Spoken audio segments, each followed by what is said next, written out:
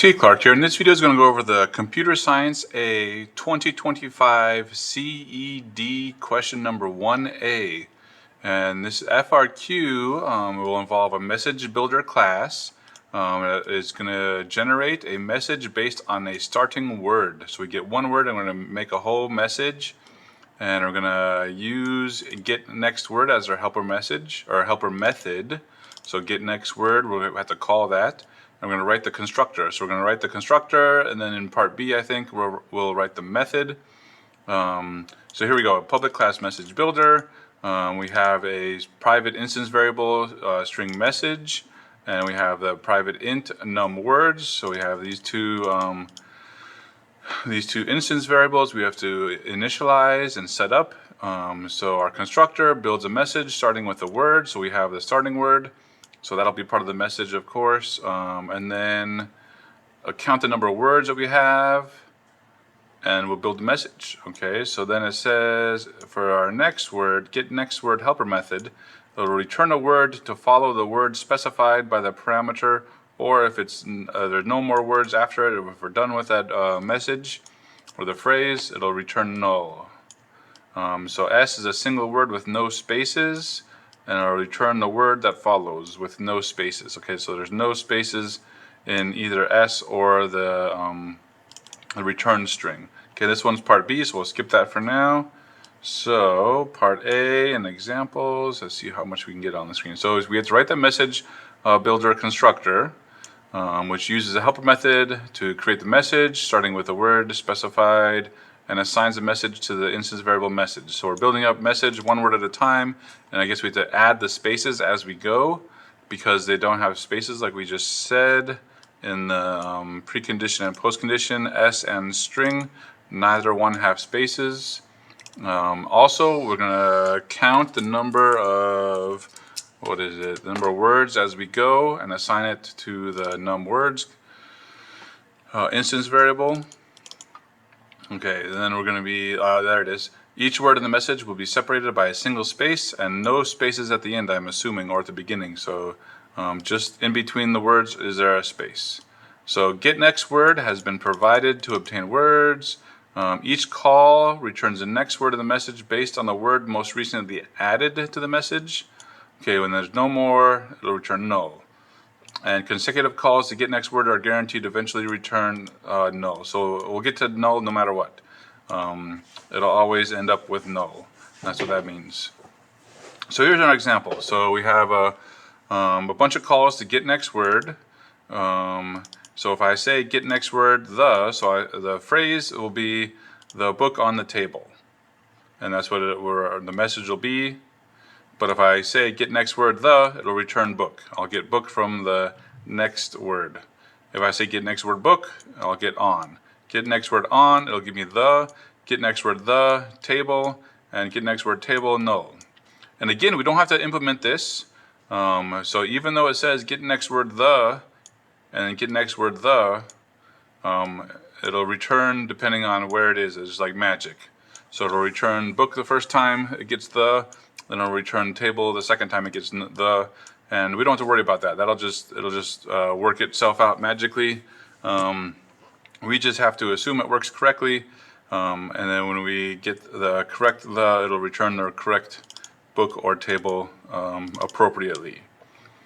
But either way, if we start with so starting word is the, and then I'll probably call get next word on that one, get a new word, add it to the string, count it, add again, add another number, get another word, so on and so forth. Okay, another example. If we start with good, so our argument is good, starting word is good, and we get the next word and we get morning. And then if we get the next word after morning, it'll be sunshine, and then after sunshine is null. So that's how we know how to stop. And then it'll count it. Well, we need to count it as well. Okay, that's it. Let's get started. So to be implemented in part A, I get the starting word. So I'm going to say I have a starting word, and I'm going to add it to the message.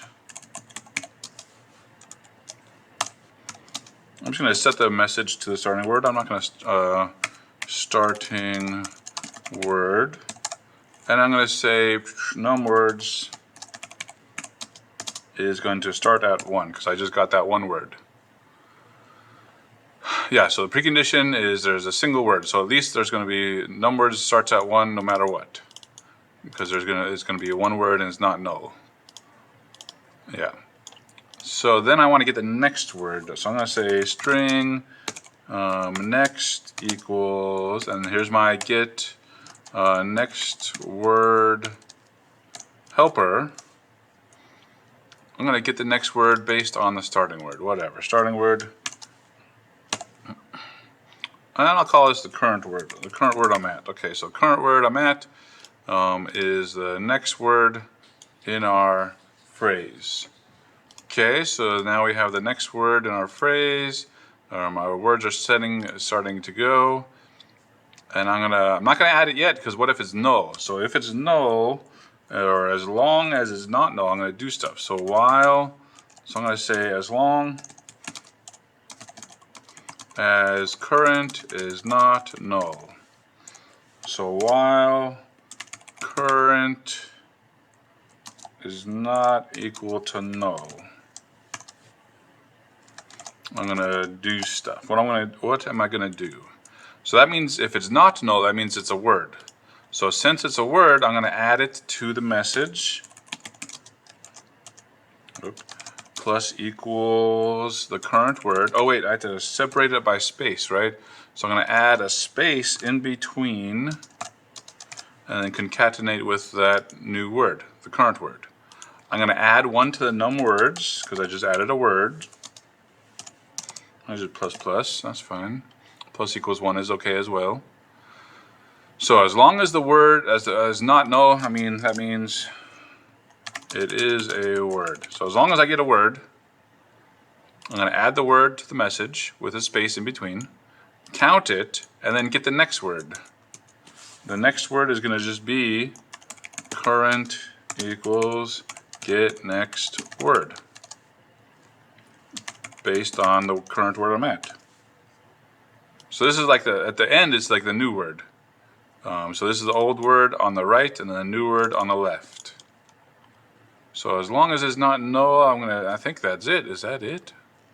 Let's run and see if I get the right answers.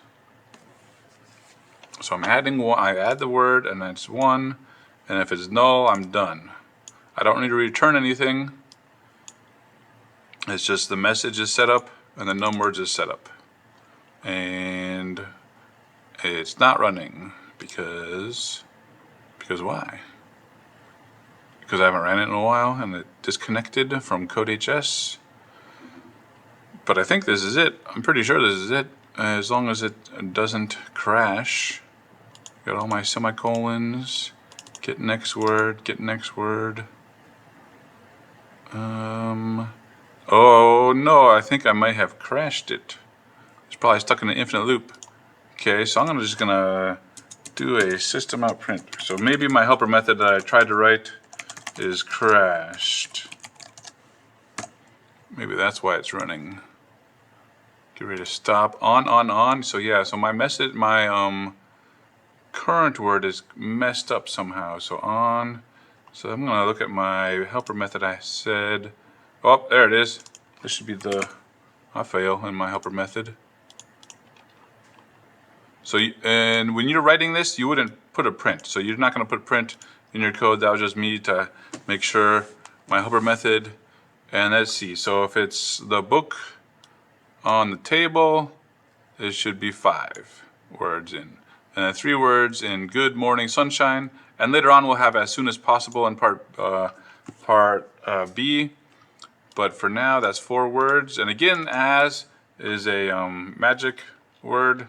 I think my helper method is working now, so I can use this code to help out, give it to my students. So have a good day.